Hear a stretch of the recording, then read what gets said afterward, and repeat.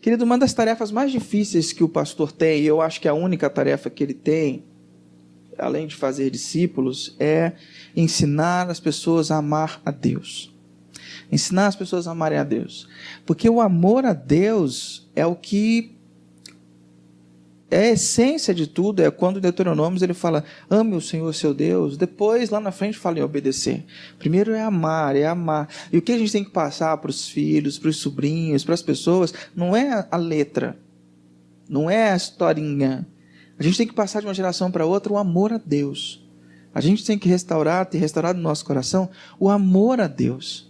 Sem isso, não adianta nada. A gente fica tendo uma vida de clubes sociais, a gente vai, frequenta, a gente faz para aliviar nossa consciência, ou porque a gente acha que é certo, mas no fundo a gente não vê tanto sentido. Se o amor a Deus não for restaurado, se a gente não tiver como profundidade o amor a Deus. E hoje, eu quero trazer uma palavra de Salomão, que ele diz, Eclesiastes capítulo 3, versículo 1, onde ele fala, tudo tem o seu tempo determinado, e há tempo para todo o propósito debaixo do céu. Tudo tem um tempo determinado. E Salomão está querendo dizer que há um momento certo para cada tempo. Há um momento certo, há um kairós de Deus para cada cronos. É isso que ele está querendo dizer. Há um momento oportuno de Deus para cada momento que você vive. Dentro de cada momento, há um momento oportuno. E o momento oportuno é o que ele vai dizer. Então, há um momento oportuno de plantar, um momento oportuno de colher, um momento oportuno para todas as coisas. Hoje, eu acredito que seja um momento oportuno para nós restaurarmos a memória, relembrarmos o Evangelho, e deixar com que esse Evangelho regue o nosso coração e nos restaure. Então eu quero fazer uma viagem com você, uma relembrança, uma recordação com você, que eu acho que até vai fazer mais sentido a gente cantar depois as canções de agradecimento, de louvor a Deus, quando isso estiver de novo restaurado no nosso coração. Então eu quero caminhar com você para a gente relembrar essa grande história de amor, essa grande notícia que é o Evangelho. O Evangelho é a boa notícia do que Deus fez através de Jesus, o Messias, para tornar possível sermos perdoados de nossos pecados, de forma que Ele possa nos dar nova vida e aceitação em sua família. Então o Evangelho é essa notícia de que Deus entrou na história e mudou o rumo das coisas. O Tim Keller fala que o Evangelho então, antes de qualquer coisa, um relato sobre a obra de Cristo a nosso favor. É por esse motivo e dessa maneira que o Evangelho é a salvação pela graça. O Evangelho é a boa notícia porque se trata de uma salvação realizada a nosso favor. É uma boa notícia que cria uma vida de amor, mas a vida de amor não é em si o Evangelho. Então, o que o Tim Keller está querendo separar? Ele está querendo dizer, olha, existe uma notícia de que Deus entrou na história para resgatar e para nos redimir diante dele. Ok, a vida que eu vivo de acordo com esse Evangelho não é o Evangelho. O Evangelho é essa notícia, e essa notícia ela causa mudanças na minha vida, ela causa diferentes reações e muda o meu comportamento. Mas a vida em si não é o Evangelho. O Evangelho é a notícia, é essa notícia que faz a diferença na minha e na sua vida. Então muitas pessoas falam assim, eu estava evangelizando. Você estava evangelizando, estava falando de como é namorar, de como é fazer sexo, de como Deus pensa das coisas. Isso não é evangelizar. Evangelizar é compartilhar uma história, compartilhar a história do Evangelho. É como você joga uma pedrinha no lago, ela vai fazer um monte de ondas, um monte de círculos cada vez maiores. Aquele círculo primário do meio, aquilo é o Evangelho. A ressonância desse Evangelho, ele vai impactando todas as outras áreas da nossa vida.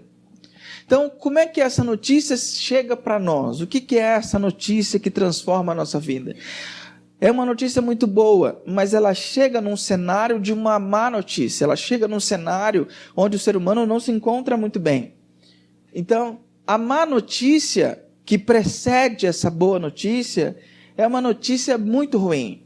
Paulo vai dizer, em 1 Coríntios capítulo 15, de 1 a 5, vai dizer: irmãos, quero lembrar-lhes o evangelho que lhes preguei, o qual vocês receberam e no qual estão firmes. Por meio deste evangelho vocês são salvos, desde que se apeguem firmemente à palavra que lhe preguei. Caso contrário, vocês têm crido em vão.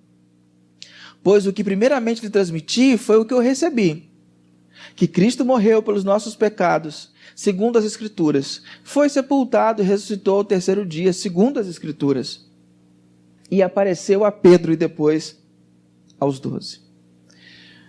O que ele está dizendo é que existe um grande problema na nossa vida, que é o problema do pecado. O ser humano, quando foi criado, ele foi criado santo, puro, reto, foi criado para ter uma intimidade com Deus, foi criado para estar junto com Deus. Só que esse ser humano decide, em um momento da sua vida, ele decide romper com esse Deus Criador. E esse rompimento com Deus Criador, ele acontece na nossa vida também, é como se fosse ondas, ele vem para a nossa vida, a gente já nasce rompido com Deus Criador. Eu sei que você já ouviu muito essa história, eu sei que você já ouviu demais isso, mas eu vou falar uma coisa para você: se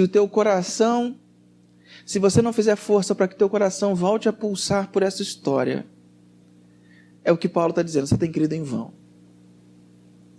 Mesmo que você esteja ouvindo essa história pela 10ª, 100ª vez, se o teu coração não tiver, toda vez que você ouvir isso, se o teu coração não tiver na atitude de arrancar a última seiva, a última gota dessa história para renovar a tua vida, a gente tem crido em vão.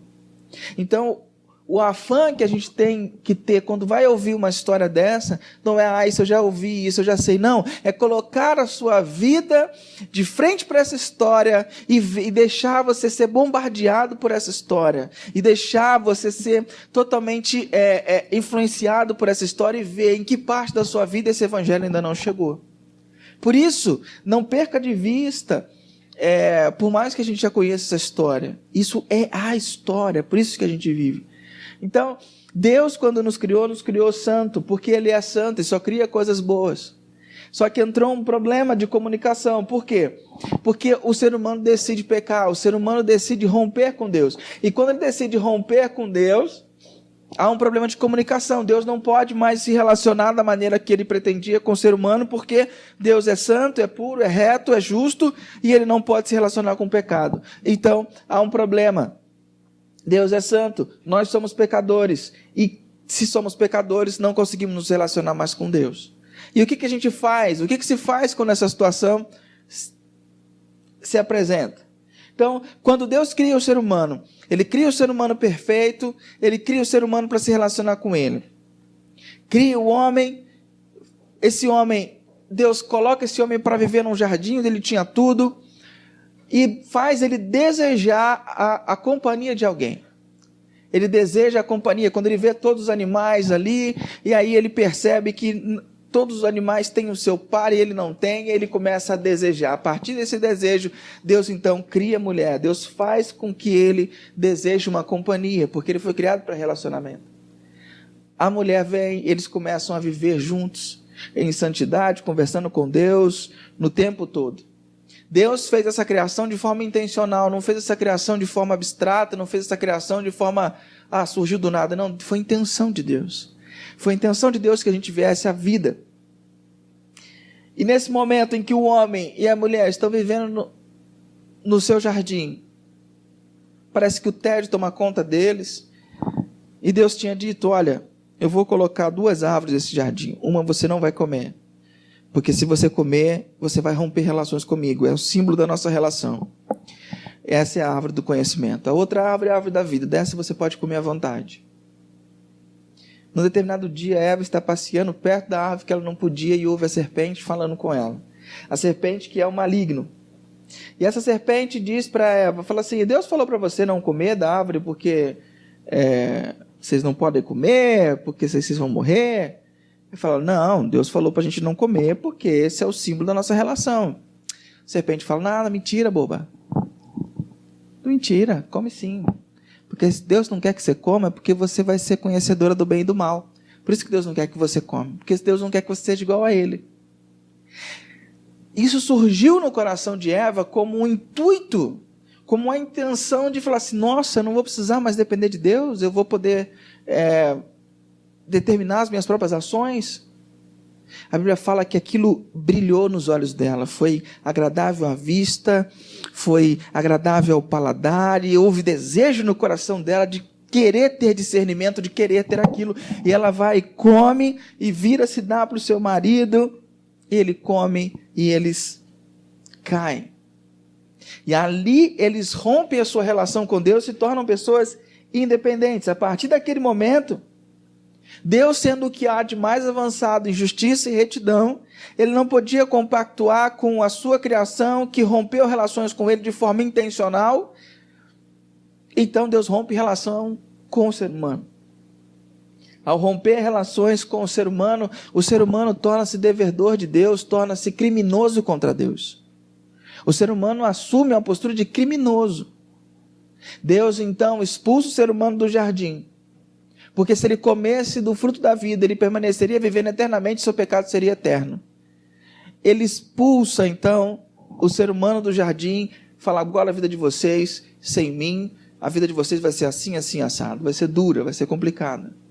Deus podia implodir toda a criação, porque eles se romperam com Deus, e sem Deus nada existe, mas Deus não quis fazer isso. Pela sua graça ele manteve a vida humana. Só que a vida humana passou a ser mortal. A morte entrou naquele momento da ruptura. Sendo reto, justo, Deus não podia deixar que a sua palavra deixasse de cumprir. Deus disse, se você comer, certamente você morrerá. Mas Deus, sendo amoroso, sendo pai compassivo, ele também não podia deixar a sua criação perecer do nada. Ele tem o direito, mas ele não quis deixar. A partir do momento em que o ser humano assume a sua independência, porque o pecado é essa ação do ser humano de se tornar independente, de querer ser autônomo de Deus, de assumir a prerrogativa de dizer isso é certo na minha vida, isso é errado na minha vida, é eu que decido. É a lealdade a si mesmo acima de todas as coisas. E a gente vê essa dinâmica acontecendo na nossa vida. Quando a gente tem que tomar decisões em casa, decisões na vida, decisões que a gente tem que tomar, decisões que o prazer, a vista, ele é muito legal, dá vontade, água na boca e dá um desejo, um fogo ardente dentro de nós. Aí a gente fala assim, não, eu quero, eu vou, eu acho que isso vai ser melhor para mim. E a gente deseja aquilo como Eva desejou o fruto, a gente deseja hoje as coisas que talvez Deus diz, não é legal para você, não faça isso. Mas a gente tirou Deus desse momento de decisão, a gente arrancou Deus dessa realidade. Deus então passa a ser um coadjuvante na nossa vida. Nós somos os personagens principais. Com essa realidade, a morte entra em cena, e a gente passa a sofrer as dimensões da morte. A gente passa a colher os frutos. Porque muitas pessoas perguntam, mas por que a morte teve que entrar? Deus não é amor? Ele não podia perdoar e sanar as coisas? Deus é amor, mas também é justiça. E uma coisa não sobrepõe a outra. A justiça de Deus não sobrepõe o amor, e o amor de Deus não sobrepõe a justiça. Nós nos tornamos criminosos diante de Deus, e um juiz justo tem que executar a sua sentença. Deus é santo, reto, puro, e não pode aceitar conviver com aqueles que são ímpios, imperfeitos, pecadores. Ou seja, todos, pois nascemos com essa herança, a gente passa a viver com a herança de Adão. Os Salmos, vários textos bíblicos vão dizer como que se tornou a condição do homem após esse momento. Salmo 51:5 fala, sei que sou pecador desde que nasci, sim, desde que me concebeu minha mãe, desde o começo eu sei que eu sou pecador. Romanos 3 vai falar, como está escrito, não há um justo, nenhum sequer, não há ninguém que entenda, ninguém que busque a Deus, todos se desviaram, tornaram-se juntamente inúteis, não há ninguém que faça o bem, não há nenhum sequer. Esses versículos descrevem um pouco do estado natural nosso depois dessa ruptura com Deus. Pois todos pecaram e estão destituídos da glória de Deus. Estamos todos diante de um Deus que é supremo em retidão e perfeição e que não atura o pecado. O que esse Deus vai fazer? Isaías 5,16 fala: mas o Senhor dos exércitos será exaltado em sua justiça, o Deus santo se mostrará santo em sua retidão. Um Deus santo em sua retidão jamais poderia deixar de cumprir a sua palavra, senão ele não seria mais digno de crédito. Toda vez que a gente escutasse que Deus falou, vou fazer tal coisa, você não fez lá atrás, então você não vai fazer agora, porque não teria garantia da palavra de Deus. Mas Deus é reto, é santo, é justo, e Ele vai cumprir a sua palavra. Ele tem uma lei, e infringir essa lei atrai punição. Ele diz, se você comer, certamente você morrerá. Êxodo 34, 7 fala, Deus não deixa de punir o culpado. Não deixa de punir o culpado. Romanos 6, 23, pois o salário do pecado é a morte. A morte veio ao mundo como castigo de Deus pelo pecado. Isso a gente percebe em Gênesis 2, 15 a 17. A partir desse momento a gente passa a experimentar os 3 tipos de morte. A partir do momento da ruptura, o ser humano está morto, passa a morrer fisicamente, porque ele se desconecta de Deus, que é a vida dele passa a ter um tempo. Antes ele era para viver eternamente. A partir do momento que ele rompe com Deus, ele rompe, então ele passa a ter, é como se fosse um notebook com bateria. Ele se desplugou da fonte. A partir daquele momento ele passa a viver a morte física, ele vai morrer. Ele também passa a viver a morte espiritual. A morte espiritual, ela é quando o espírito do homem decaiu e morreu para o mundo espiritual. Foi a primeira morte que veio. Quando se desconectou de Deus, o homem morreu espiritualmente. Então nada que ele pudesse fazer para consertar a sua vida espiritual adiantaria. Nada adiantaria. Não teria como, orações, sacrifícios, nada, porque ele morreu. Ele está morto para aquela dimensão. Então já é como se você pegasse uma bola de lã e jogasse a bola de lã para uma rosa. O que a rosa vai fazer com a bola de lã? Nada. Porque a rosa, ela está morta para a dimensão lúdica. Você já viu alguma rosa brincar no jardim? Você já viu uma rosa brincar de pique-esconde com outras rosas? Não, porque ela está morta para a dimensão lúdica. Ela não brinca. Ela não tem capacidade de brincar. Agora joga uma bola de lã para um gato. Você já viu um gato brincar com bola de lã? Ele brinca, por quê? Porque ele está vivo para a dimensão lúdica. É mais ou menos isso que aconteceu. Não adiantava você jogar a espiritualidade para o homem, porque ele não tinha vida. Ele estava morto, ele estava morto para a dimensão espiritual. Ele não tinha o que fazer. Era um abismo que se formou. Não tinha jeito. Então o homem estava morto espiritualmente e passa também a experimentar a morte eterna, que é a separação eterna de Deus e de tudo o que é bom. Dessas 3 mortes, a morte mais aniquiladora é a morte espiritual, porque ela separa o homem de Deus. Ela tira o homem da família de Deus. Adão e Eva trocaram o paraíso por um mundo que eles mesmos criaram. E existia uma lenda nos antepassados judeus, que existia um Deus chamado Mot. E esse Deus, ele era formado de várias partes animais, ele tinha uma língua de tamanduá. E ele ficava debaixo da terra e esticava a sua língua, tentando arrastar o ser humano para baixo. Tentando arrastar o ser humano para a morte. É isso que está na mentalidade deles quando estão escrevendo isso. É como se você estivesse andando aqui, você está vivo, mas você começa a experimentar dimensões da morte. Porque é como se Mot estivesse jogando a sua língua e tentando te puxar para baixo nos seus relacionamentos, tentando te puxar para baixo na sua vida financeira, tentando te puxar para baixo em todas as áreas da sua vida. Você começa a experimentar a morte. E o que é a morte nos relacionamentos? É quando você não consegue mais entender para que o homem e a mulher foram criados e você não consegue dimensionar relacionamento. Você não consegue entender o seu papel nessa dinâmica do homem e da mulher. Então você começa a experimentar as dimensões da morte, porque vai dar zica, vai dar errado. O homem não pode ocupar o lugar da mulher, a mulher não pode ocupar o lugar do homem, cada um tem o seu lugar. E quando eu começo a trocar esses lugares, ou seja, eu assumo a prerrogativa de dizer, não, na minha casa é diferente, na minha casa vai ser do meu jeito. Eu começo a experimentar a morte, porque está em desconformidade com o que Deus planejava.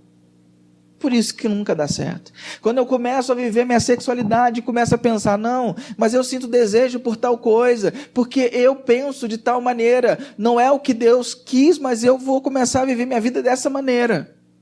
Eu vou querer ter relacionamento com pessoas do mesmo sexo, eu vou viver do meu jeito.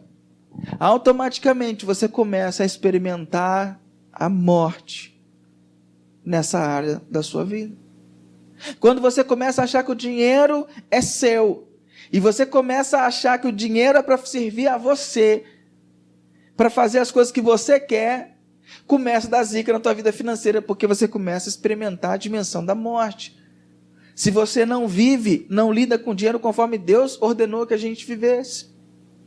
E o pior, o dinheiro, sexo e outras coisas, eles têm o poder, eles têm a capacidade de trocar de lugar, de servos, eles têm a capacidade de tentar se tornarem senhor da gente.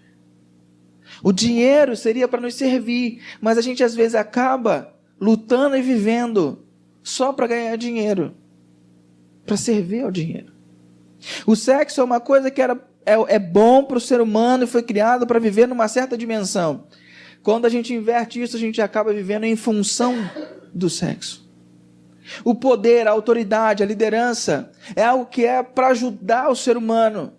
Mas quando a gente é picado pela dinâmica do poder, a gente começa a querer o poder, começa a ser contaminado, por isso a gente começa a viver várias dimensões da morte. Então essa morte que começou lá, ela afeta a gente e afeta a nossa vida hoje. Afeta a nossa vida de maneira integral. Aí você vai falar assim, mas Rodrigo, tá bom, mas eu não fiz nada de errado. Eu sou bom. Eu tento ser bom. Eu faço as coisas da melhor maneira possível. Eu não agrido ninguém. Eu não passo ninguém para trás. Eu ajo de maneira correta, limpa, pago meus impostos, tento ajudar todo mundo. Por que eu estou nesse bando? Esse é o grande problema das boas obras. Pensa assim.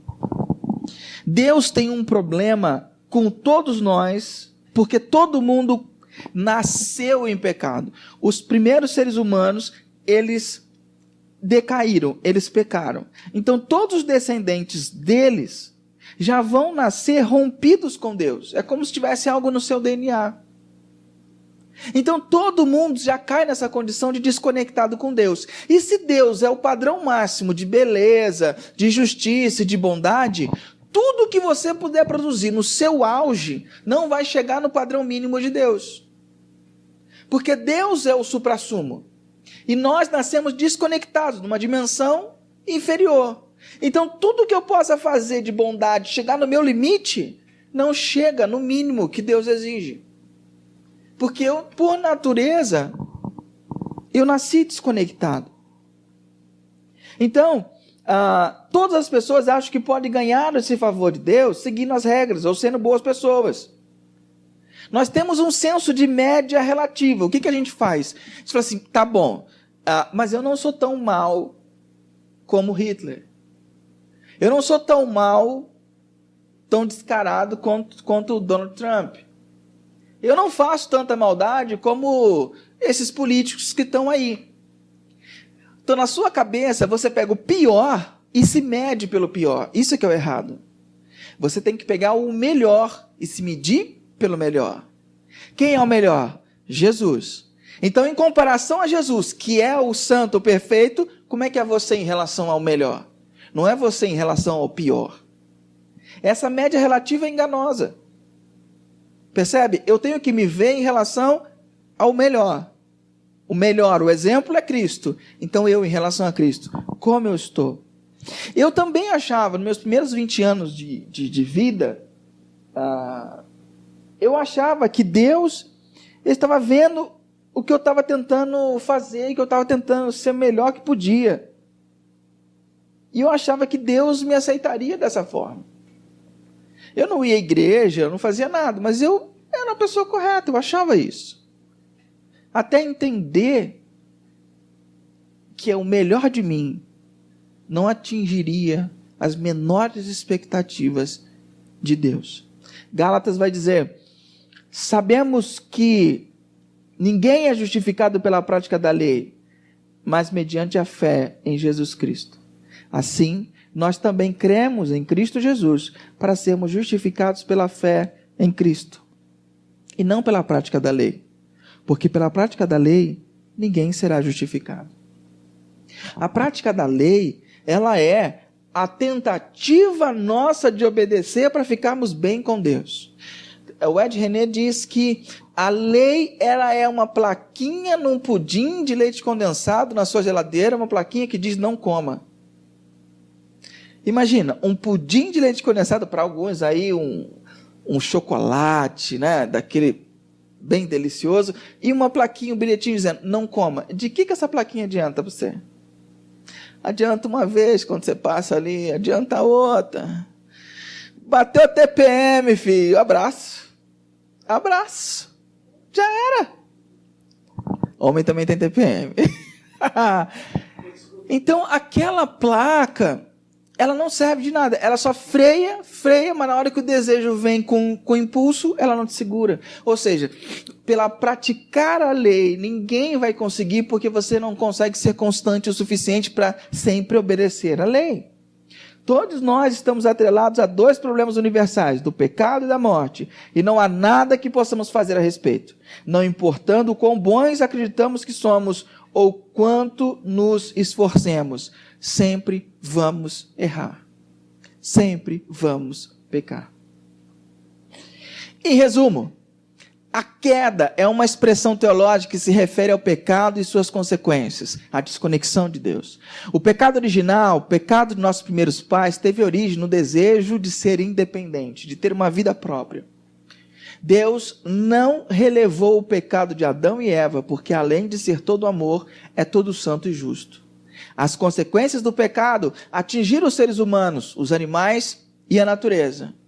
E o ápice dessa desconexão foi a morte física, espiritual e eterna. A partir disso é que a Páscoa ganha um sentido. A partir disso é que o domingo da ressurreição ganha um sentido. Por quê? Porque é a partir disso que vem a boa notícia. E qual é a boa notícia? Jesus consertou todo esse problema. Como? É isso que eu vou tentar te explicar. A gente tinha um problema com o pecado, certo? Jesus é a solução para o pecado. Deus, em seu grande amor, ofereceu um substituto para morrer o castigo por nós. Se por um homem entrou o pecado, outro deveria superar o pecado e a morte, porque o erro não foi do ser humano, então o ser humano deveria resolver esse problema. Em Jesus, o Deus Criador está entrando na história para reconciliar nossa vida com Deus. Jesus, então, lá na eternidade, quando não tem tempo, né, antes de criar o ser humano, eles já sabiam que ia dar essa zica, eles já sabiam que isso ia dar errado e que Jesus teria que morrer. Pedro fala que o sangue de Cristo, o sangue do Cordeiro, foi conhecido desde a eternidade. Então, na eternidade, isso já tinha sido definido. Não, digo, se já na eternidade tinha definido, por que Deus cria o ser humano, então? Ele cria o ser humano para poder desfrutar de uma relação amorosa e harmoniosa entre si e com ele. Mas por que ele não criou o homem tão perfeito sem a possibilidade de pecar? Se ele criasse o homem assim, o homem não teria escolha. E sem escolha, o homem seria um robô. E Deus não quer robôs. Deus quer seres humanos que decidam viver com ele de forma espontânea e graciosa. Certo? Então, Paulo vai dizer aos Coríntios, visto que a morte veio por meio de um só homem, também a ressurreição dos mortos veio por meio de um só homem, pois da mesma forma como em Adão todos morreram, em Cristo todos serão vivificados. Adão representa aquele começo em que todos, você percebe, né? Foi Eva que comeu a fruta e a culpa cai em Adão. Né? Brincadeira, é que o homem, ele representava a humanidade. Então, ele é o representante da desconexão. Jesus é o representante da reconexão com Deus. Ninguém na terra poderia fazer esse trabalho. Então Deus envia o Deus Filho à terra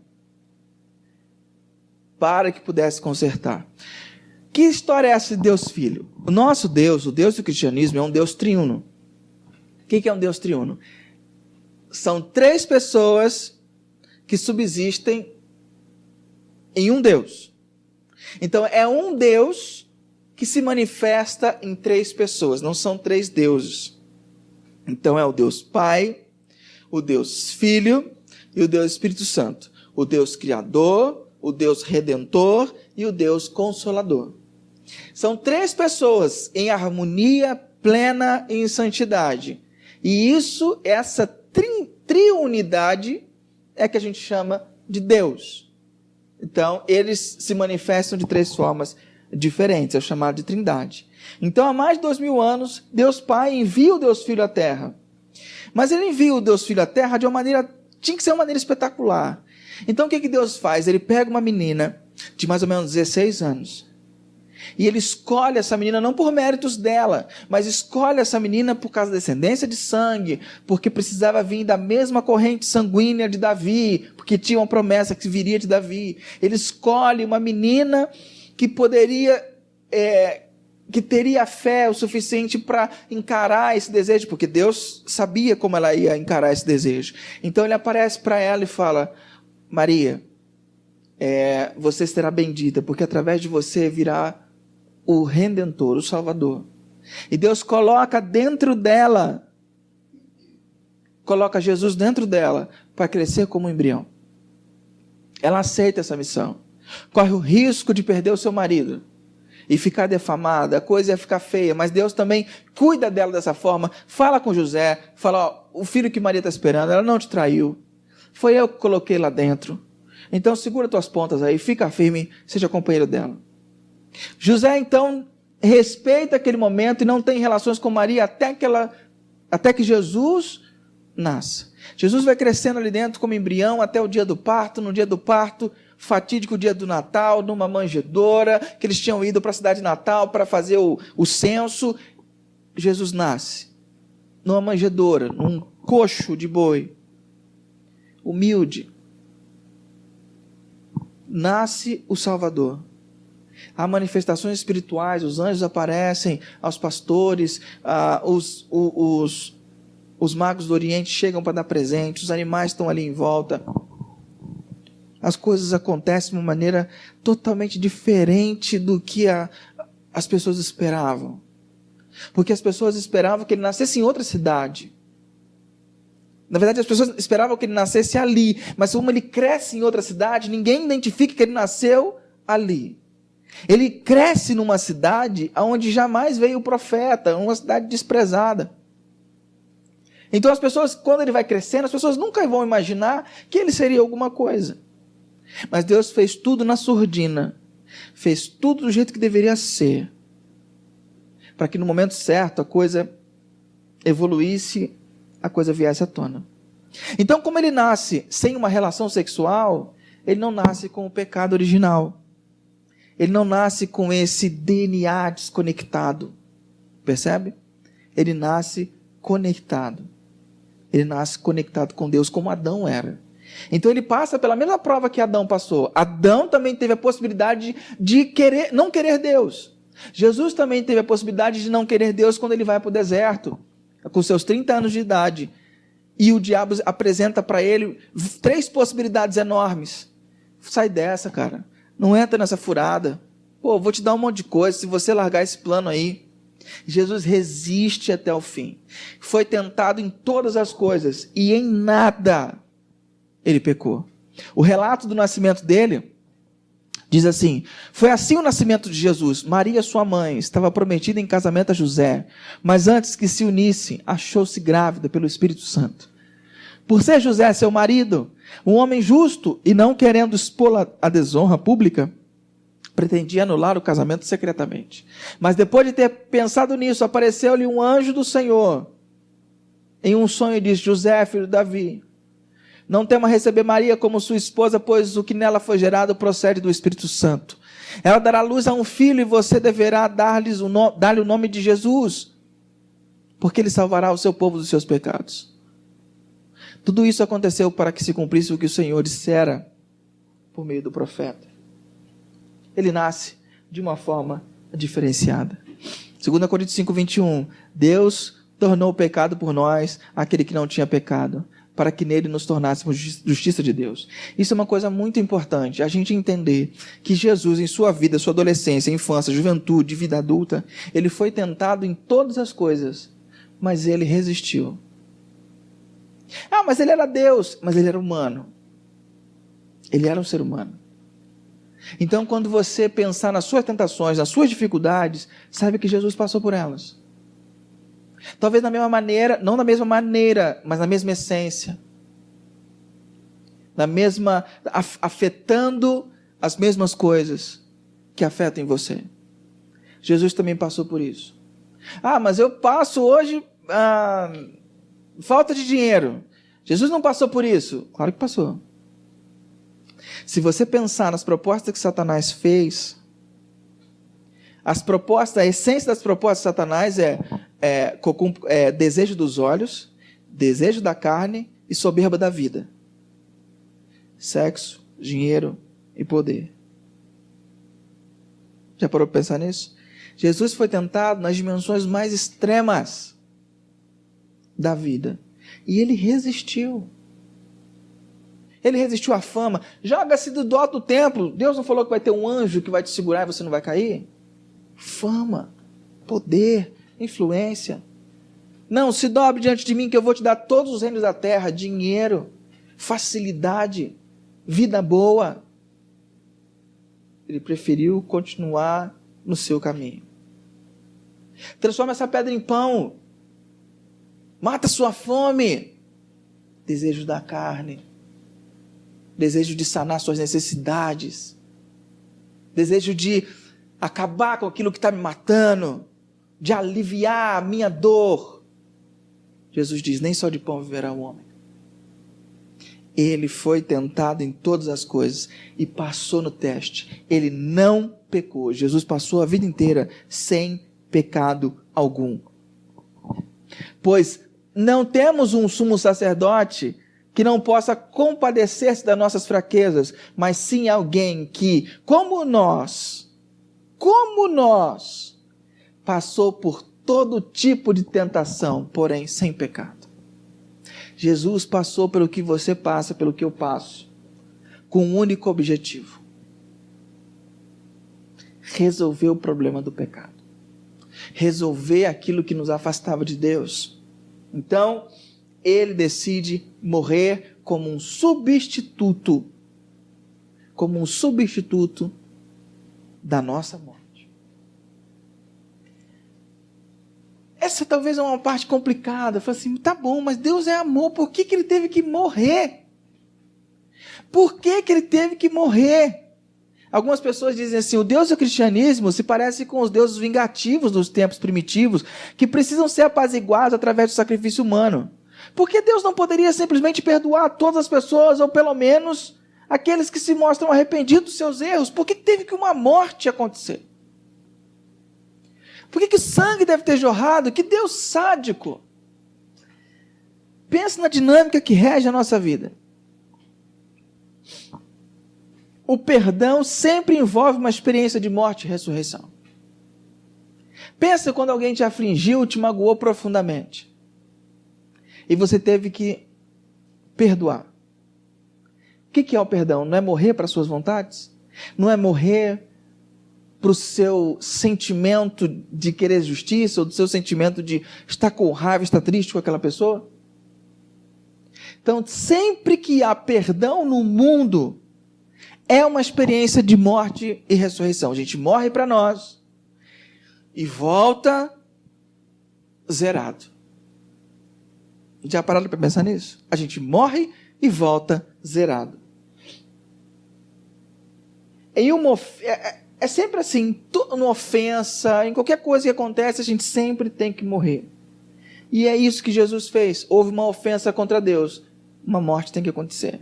E nesse caso foi a morte dele mesmo. Jesus viveu uma vida perfeita e então permitiu que o prendesse, o julgassem, o condenassem, o crucificassem. Ele vive uma vida sem pecado algum. E ele deixa que a sua vida seja tomada. Quando Jesus foi pendurado na cruz, Deus o Pai, sabendo tudo sobre mim, tomou todos os meus pecados e colocou sobre Jesus, castigando em meu lugar. Jesus não tinha pecado, então não precisava morrer. Mas quando ele vai para a morte, ele assume uma mochila nas costas dele, carregando todos os nossos pecados, passados, presentes e futuros. Ele põe aquilo. E essa é a maior angústia de Jesus. Não é a morte, mas é aquele que nunca experimentou o pecado, ter que carregar o pecado, a desconexão das pessoas. E ele carrega tudo isso nas suas costas, tomando o nosso lugar. Se eu for castigado por meus crimes contra Deus, serei separado dele eternamente. Deus deseja ter um povo que seja seu, e Jesus veio à cruz para ser castigado em nosso lugar, de forma que Deus possa perdoar os nossos pecados e conviver conosco já aqui. Então eu sou pecador, como é que eu pago essa dívida com Deus? Se você pecar, certamente você morrerá. Eu teria que morrer. Quando eu morresse, eu paguei a minha dívida. E eu ia morrer eternamente, ia ficar eternamente desconectado de Deus. Mas Jesus assumiu essa condição do novo Adão, assume a morte, assume o meu pecado e vai para a morte, encara a morte. Nisso, ele quita a nossa dívida. Mas ele quita a nossa dívida de conexão com Deus. A gente passa então a não estar mais desconectado de Deus. 2 Coríntios 5, 21 fala: Deus tornou pecado por nós, aquele que não tinha pecado, para que nele nos tornássemos justiça de Deus. Ou seja, a partir desse momento, nós nos tornamos justos diante de Deus. Ele mesmo levou em seu corpo os nossos pecados sobre o madeiro, a fim de que morrêssemos para os pecados e vivêssemos para a justiça. Por suas feridas, vocês foram curados. A partir desse momento, a gente não tem mais... Deus não nos olha como pessoas defeituosas, desconectadas. A dívida foi paga. Isaías 53 vai dizer: contudo foi a vontade do Senhor esmagá-lo e fazê-lo sofrer, e embora o Senhor faça da vida dele uma oferta pela culpa, ele verá sua prole e prolongará seus dias, e a vontade do Senhor prosperará em sua mão. Depois do sofrimento da sua alma, ele verá a luz e ficará satisfeito. Pelo seu conhecimento, meu servo justo justificará muitos e levará a iniquidade deles. Por isso, eu lhes darei uma porção entre os grandes, e ele dividirá os despojos com os fortes, porque ele derramou sua vida até a morte, e foi contado entre os transgressores. Pois ele carregou o pecado de muitos e intercedeu pelos transgressores. Não é isso que ele faz na cruz, quando vê o Dimas do lado dele? E é engraçado, tem uma história sobre esse Dimas. Não sei se você já ouviu. Jesus está na cruz, crucificado no meio entre dois ladrões. E um dos ladrões começa a dizer: se tu fosse Deus mesmo, tu saia daí, cara. Livra a gente. Faz alguma coisa. Vai deixar isso acontecer? E o outro fala: Senhor, lembra-te de mim quando entrares no teu reino. Esse que fala isso, o nome dele, diz a história, é Dimas. Dimas era um assaltante. Ele assaltava pessoas no deserto. E ele tinha uma única regra: ele não assaltaria pessoas que tivessem criança de colo. E num determinado dia, anos atrás, Dimas estava no deserto armando uma tocaia e viu um grupo de pessoas saindo em direção ao Egito. Ele aborda essas pessoas. Ao abordar essas pessoas, ele vai assaltar, tirar tudo o que tinha e talvez matá-los. Mas ele vê uma criança naquele comboio.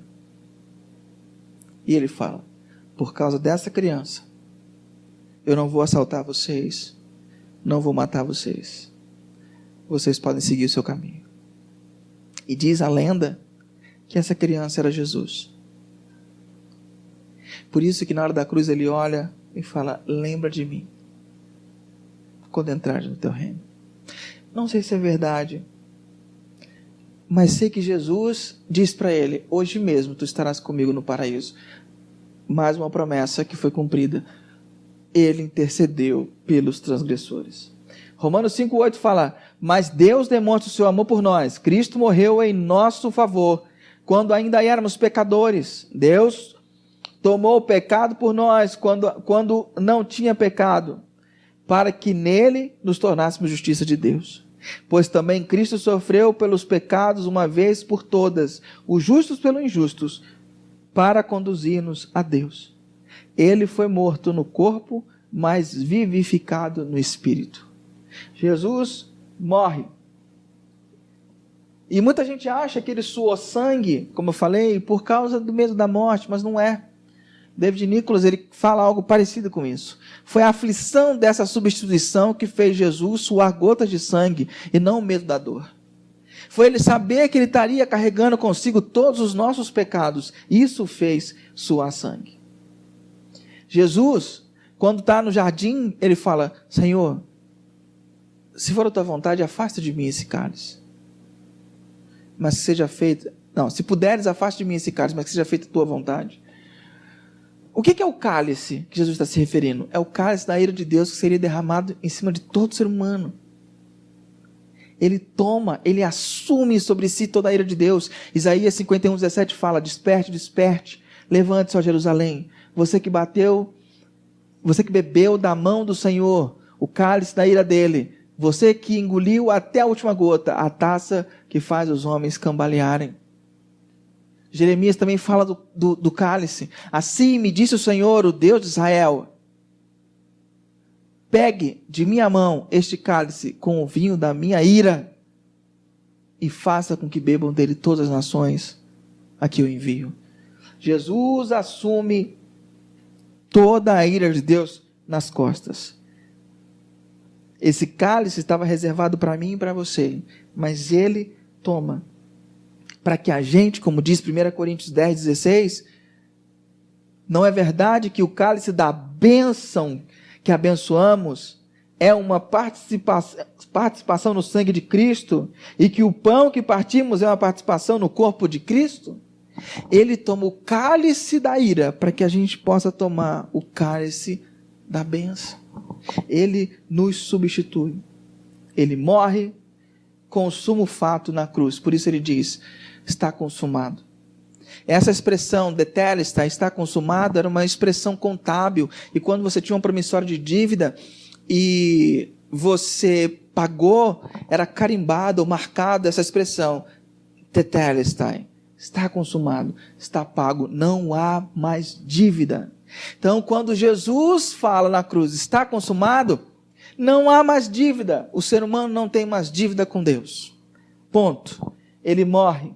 Só que, no domingo pela manhã, vem a solução contra a morte, porque ele pagou a dívida. Ele não resolveu a morte. Percebe? Com a morte, ele resolve a dívida. Então foi paga a dívida. E agora, como é que resolve a morte? A ressurreição dele resolve a morte. A história que parecia ter um ponto final passa a ter uma vírgula. A morte não podia retê-lo. Por quê? Porque se o salário do pecado é a morte, qual é o salário da vida? Qual é o salário do não pecado? A vida. Então é como eu gosto de contar, que ele desce, bate na porta da morte e fala assim: cheguei. A morte olha na lista de espera do dia e fala: seu nome não está aqui. Ele fala: eu sei que não está aí. Eu só vim tirar o seu domínio. Então ele pega as chaves da morte e do inferno e rouba o poder que a morte exercia sobre o ser humano. E volta para a vida. A morte não podia retê-lo, não tinha poder para retê-lo, porque ele havia pagado o preço. O castigo dos pecados foi quitado. Então, não há pecado nele, não havia mais pecado a ser pago com a morte, então a morte não tem mais poder. A ressurreição é a prova de que a dívida foi quitada e que a morte não tem mais poder sobre a vida. Atos 2:24 fala: mas Deus o ressuscitou dos mortos, rompendo os laços da morte, porque era impossível que a morte o retivesse. Então ele volta para a vida e inaugura um novo tempo inaugura um novo momento. A partir daquele momento, todos o quanto receberem, todas as pessoas que entenderem que aquela morte foi para si, não só tem sua dívida quitada, mas tem uma nova vida que a espera, que é a vida eterna, que começa a partir do momento em que esse encontro, essa aceitação, em que esse amor invade o coração da pessoa e ela entende o amor de Deus, ela entende o tamanho do amor de Jesus, porque ela percebe a condição que ela estava e a condição que ela pode estar agora. Ela começa a viver uma vida influenciada a partir de agora pelo Espírito Santo, a partir de agora por Deus. É uma nova vida. Então Jesus passa 40 dias com esse pessoal depois de ressuscitar. Come com eles, faz churrasco com eles, restaura, prepara os caras. 10 dias depois que Jesus sobe, vem o outro Consolador, o Espírito Santo, aquele que pulsaria a vida dentro de nós e aquele que convenceria as pessoas da má notícia e da boa notícia. No primeiro discurso que Pedro faz, influenciado pelo Espírito Santo, 3.000 pessoas recebem a Cristo, recebem o sacrifício de Cristo como sendo para si. Então, quando cremos nessa notícia e a recebemos, assumimos que estávamos naquela condição e que somente a morte do Deus Filho poderia nos resgatar. Passamos da morte para a vida. Damos a esse processo, ou esse ato, o nome de salvação. Passamos a viver e desenvolver a nossa salvação, a nossa conversão, como uma resposta de amor. Então a minha vida a partir de agora, ela é vivida não mais experimentando dimensões da morte, mas experimentando dimensões da vida que Deus proporcionou. Eu vou ser tentado, mas o Espírito Santo passa a habitar dentro de mim, e ele vai me transformando de dentro para fora, para que eu me torne cada vez mais parecido com Jesus. E aonde entra o arrependimento? Ora, arrependimento é mudar de pensamento, de que você pode se fazer aceitável para Deus através dos seus próprios esforços e voltar-se para Jesus como o único que pode fazê-lo aceitável a Deus. O arrependimento entra a partir do momento que eu entendo que eu não tenho forças para ficar bem com Deus. Eu só posso me reconectar com Deus através do que Jesus fez. E dia a dia eu só posso viver a dimensão da vida que Jesus tem através do Espírito Santo. Atos 3,19, no discurso de Pedro, ele fala: arrependam-se, pois, e voltem-se para Deus, para que os seus pecados sejam cancelados. É compreender que você estava no caminho errado e mudar de caminho. É uma decisão. À medida que eu percebo que o meu pecado causou as dores de Jesus, eu fico motivado a viver uma vida, e isso me impulsiona para longe de velhos hábitos. Me impulsiona para longe de comportamentos pecaminosos. E esse impulsionamento para longe é pela graça de Deus, é pela influência de Deus. Não porque eu sou bom, não porque eu consigo me afastar do pecado, mas porque Ele me influencia de forma positiva. Então, chegando ao fim. Então, o que é a salvação? A salvação é pela graça de Deus e de graça por meio da fé em Jesus Cristo. E aí começa o nosso próprio desafio. Porque o nosso desafio é viver a vida diária pautada no Evangelho. Esse é o nosso desafio. É em todos os conflitos eu lembrar do Evangelho. O que é lembrar do Evangelho? É lembrar que eu não tenho forças para viver por mim mesmo. E que eu preciso voltar a ser dependente de Deus.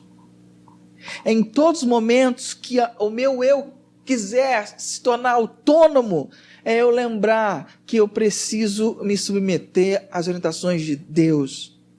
É eu descer de volta e me submeter a Deus. Isso é o Evangelho, isso que vai controlando a nossa vida. É isso que vai torneando a nossa história. É isso que vai nos fazendo caminhar da forma mais parecida com Jesus. Então, em cada momento, trabalho, relacionamentos, conflitos, tudo, em todos os momentos, é eu lembrar que é a vida de Deus que tem que pulsar em mim, não a minha, e não em mim mesmo. É eu ter fé e crer no poder, no caráter e na palavra de Deus. É eu entender que eu não tenho forças, que eu não tenho que fazer por merecer, porque Ele já fez para que eu merecesse. Então eu não tenho que ficar me preocupando em agradar a Deus com as minhas forças. Deus já foi agradado por Jesus. Então o que eu faço? Eu moldo a minha vida para ser uma resposta de amor a Deus. Deus estabeleceu um sistema baseado em pela graça através da fé, no que se refere à maneira como Ele oferece o dom da vida eterna às pessoas. É pela graça porque Deus fez todo o trabalho para tornar a salvação possível a nós através de Jesus. Deus nos chama a reconhecermos o que realmente somos e a conhecermos a grande notícia sobre o que Ele fez para nos ter de volta. Todas essas pessoas devem confiar em Jesus para salvá-las do pecado e castigo eterno, salvá-las para uma nova vida com e por Deus. O Senhor perdoa os nossos pecados e lhes dá o dom da vida com Ele para sempre. Esses têm seus espíritos mortos, vivificados, para que sejam capazes de viver com Deus e se relacionar com Ele. São nascidos de novo, por isso estão vivos, não apenas na realidade física, como também na realidade espiritual. Isso é a boa notícia. Isso é que o nosso coração tem que sempre ser apaixonado por isso. Deus nos tirou de uma condição e nos trouxe para uma outra condição, através de dor e sofrimento dele. E eu tenho que direcionar a minha vida. A única coisa que eu posso fazer, eu não tenho o que fazer para conquistar isso. A única coisa que eu posso fazer é moldar a minha vida para ser uma resposta de amor a Deus. Ponto. Tudo que vem depois disso é você viver o reflexo dessa realidade. Tudo na sua vida. Você pode falar um problema, que você quiser falar um problema aí. Eu posso te mostrar como que isso reflete, como que isso direciona. É o Evangelho, ele é o centro. Ele é o começo e o fim. É por isso que a gente vive, ponto. É por isso que eu venho na igreja. É por isso que eu oro. É por isso que eu compartilho o Evangelho. É por isso que eu faço tudo. É por isso que eu trabalho. Meu trabalho é uma forma de eu honrar a Deus, esse amor. Tudo que eu faço é por causa disso. Isso não é o começo. Isso é o A a Z da vida cristã. É isso. A vida cristã é essa. O resto é eu saber como que isso se aplica a cada etapa da minha e da sua vida.